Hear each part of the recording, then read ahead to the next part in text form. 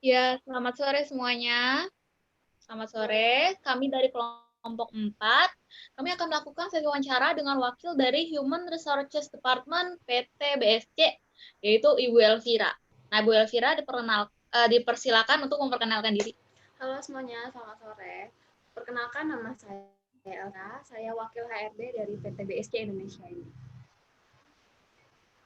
Ya, selamat sore Bu Elvira. Oke.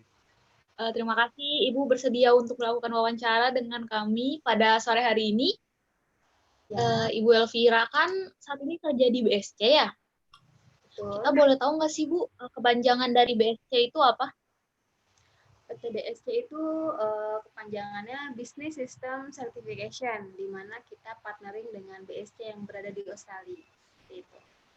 Oh gitu. Ya. Untuk BSC sendiri itu udah berapa lama sih Bu berdirinya dan juga bergerak di bidang apa? BSC ini berdiri pada tahun 2016, di mana kita dulu karyawannya cuma ada beberapa dan sekarang sudah ada ratusan. Gitu. Dan kami ini bergerak di bidang sertifikasi ISO, di mana hampir sama dengan SNI. Kalau SNI kan nasional ya, dan kalau misalkan ini internasional gitu. Oh gitu. Nah, letak PT BSC ini ada di mana ya Bu? Kami ada di Plaza Semarekon Kak, di dekat bundaran SMS. Pasti kalian Oh dekat, tahu kok.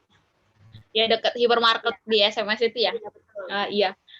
Terus tadi kan kata Bu Elvira ini kliennya sekarang ratusan ya. Kalau boleh tahu tuh siapa aja sih yang jadi klien PT BSC saat ini?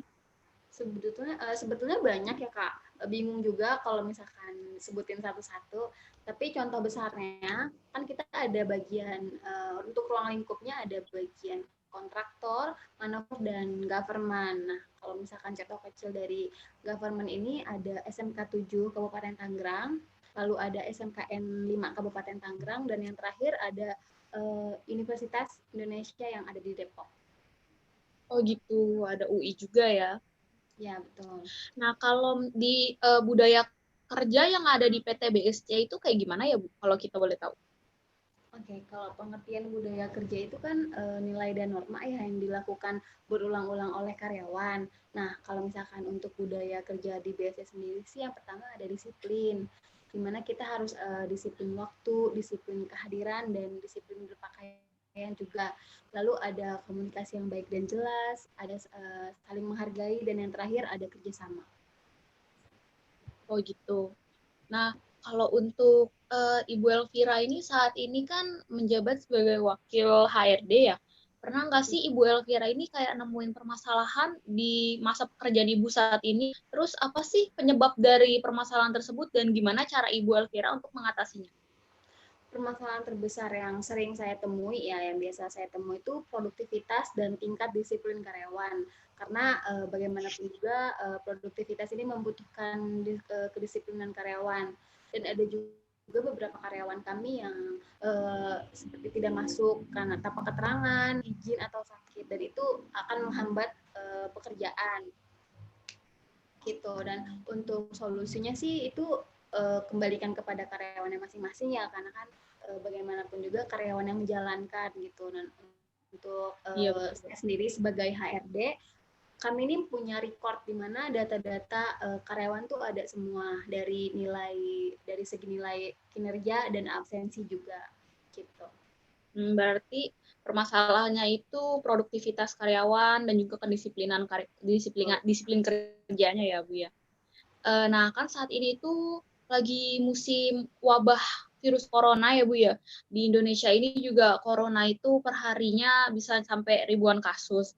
Nah, untuk Ibu sendiri ini di PT BSC ini ada eh, pekerjaan yang terhambat nggak sih, Bu, gara-gara corona ini saat ini di PT BSC? Sejauh ini kalau untuk masalah masih sedikit ya Kak, kalau misalkan untuk pekerjaan yang menjadi hambatan itu karena kita nggak bisa melakukan visit ke klien karena kan Iya, terhalang dengan betul. pandemi ini. Mungkin kita akan lakukan secara virtual via Zoom atau aplikasi yang lain. Dan untuk perusahaan kami juga akan menerapkan seperti penyemprotan disinfektan dan menggunakan masker juga selalu dan ada penyediaan hand sanitizer, pengguna detektor suhu, penerapan social distancing, dan yang terakhir WFH secara bergantian. Berarti di BSC ini WFH ya Bu ya saat ini? Ya, betul. Oh gitu. Saya kan bertanya, gimana sih target PT BSC Indonesia ini selanjutnya dalam jangka pendek maupun panjangnya? Kalau untuk jangka pendeknya, kita untuk kondisi seperti ini ya Kak, kita hanya bisa tetap menjalin kerjasama yang baik. Dan kalau untuk jangka panjangnya, kita akan menargetkan penambahan klien dan kita akan mencari di sudut manapun itu untuk mendapatkan klien, dan juga untuk kedepannya kita akan perekrutan karyawan yang baru. Oke. Tapi menurut Ibu, divisi mana aja sih yang menjadi tolak ukur keberhasilan dari PT BSC Indonesia ini? Terus bagaimana membentuk divisi tersebut supaya lebih produktif? Divisi yang menjadi tolak ukur itu ada di operasional ya Kak, di mana diantaranya itu ada auditor, ada marketing, dan ada CRO. Dan kami sebagai HRD, bentuk divisi tersebut agar lebih produktif, yang pasti harus menciptakan tempat kerja yang nyaman, selalu melakukan evaluasi terhadap karyawan kami, dan memberikan reward atas apresiasi yang mereka berikan juga kepada perusahaan kami, dan juga jaga kekompakan tim dan memberikan program pelatihan. Seperti itu. Di PT BSC Indonesia ini menerapkan prinsip Pareto nggak sih? Ya, kita menerapkan. Di mana 20% usaha dan 80%-nya keuntungan. Terus apa keuntungannya yang diperoleh dari penerapan prinsip Pareto ini? Keuntungan yang kami peroleh, tentu saja kita dapat mengembangkan bisnis BSC ini dan juga menjaga kestabilan jasa atau servis kami. Dan banyak juga pelanggan yang datang karena BSC banyak dikenal juga dan memiliki customer yang loyal. Oke. Baik, pertanyaan dari saya. Sebagai seorang HRD, calon karyawan seperti apa sih yang akan Anda pilih untuk perusahaan yang semakin kompetitif? Nah, bagaimana langkah perekrutannya? Kalau untuk calon karyawan yang akan kami pilih, yang pasti memiliki kemampuan ya Kak, kemampuan dan kemauan untuk bekerja, dan ada skill juga kan penting. Bahkan yang paling penting juga ada kejujuran, disiplin, dan inisiatif. Dan poin plusnya itu ada pengalaman bekerja gitu. Dan kalau untuk langkah-langkah, kita harus mengidentifikasikan dulu nih kebutuhan perusahaan kami seperti apa, lalu kita akan membuat kualifikasinya gitu. Lalu ada tahap pencarian. Biasanya kita akan pasang iklan di website ya, atau dari mulut ke mulut rekan kami. Lalu kita tinjau lamaran yang masuk. Setelah itu langsung kita wawancara. Nah, setelah kita dapat kandidat yang berkualitas, kita akan lakukan negosiasi bekerja, lalu langsung onboarding dan probasi, gitu, di mana karyawan akan beradaptasi dengan lingkungannya. Seperti itu, Kak. Baik, terima kasih. Pertanyaan selanjutnya, sebagai seorang HRD, bagaimana Anda memposisikan tim HRD sebagai divisi yang layak di pertingkatan atasan? Nah, bagaimana langkah pengembangan Anda dalam tim ini? Sebagai wakil HRD, agar tim kami dapat dipertimbangkan oleh atasan, yang paling utama itu pasti ada kerjasama di dalam tim atau perorangan, dan kita mau membantu nih ketika bawahan kita sedang mengalami kesulitan gitu. Dan untuk mengembangkan tim kami itu, yang pertama harus mempertimbangkan setiap masing-masing ide, karena di setiap karyawan kan memiliki ide yang berbeda ya. Terus ada juga kita harus membuat situasi lebih nyaman, jelas saat berkomunikasi, dan membangun kepercayaan dan kerjasama. Pertanyaan terakhir nih dari saya ya. Nah, ini kan sekarang sudah masuk era 4.0.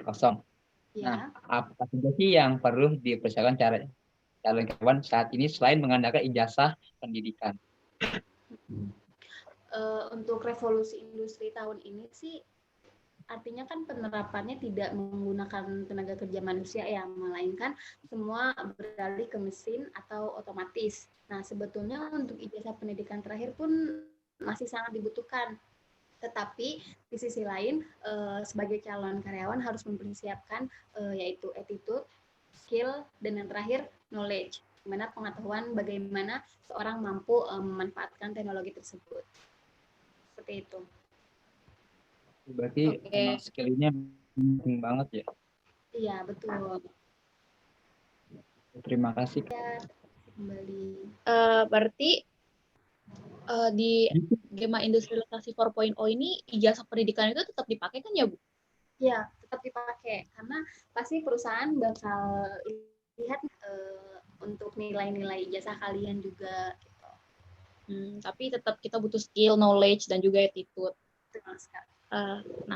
Baiklah, pertanyaan dari Thomas tadi itu sebagai pertanyaan terakhir dari sesi wawancara kami pada hari ini.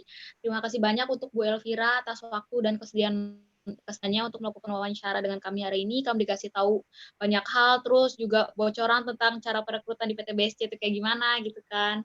Nah, kami juga dapat banyak pelajaran banget hari ini, dan kami akan tutup sesi wawancara kami pada hari ini. Sampai di sini saja. Semoga pandemi COVID ini juga dapat segera selesai, TBSC, perusahaan lainnya di mana-mana dapat kembali bekerja secara normal lagi. Baiklah, terima kasih untuk Bu Elvira. Terima kasih Bu Elvira, selamat sore. Kembali. Sekian dan terima kasih.